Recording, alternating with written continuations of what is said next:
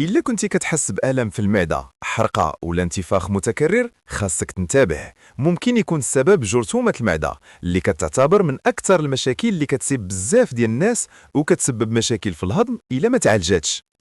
السبب الرئيسي هو بكتيريا سميتها جرثومة المعدة، كتدخل المعدة وكتعيش في الجدار ديالها، وكتقدر تسبب التهاب في المعدة مع مرور الوقت.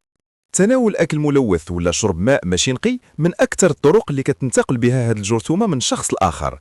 حتى قلة النظافة بحال ما تغسلش يديك قبل الماكلة ولا استعمال أواني غير نقية يقدر يسهل دخول الجرثومة للجسم.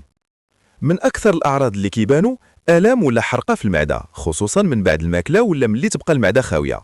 ومن الأعراض كذلك الانتفاخ والغثيان، وأحيانا نقص في الشهية أو الإحساس بعدم الراحة في المعدة.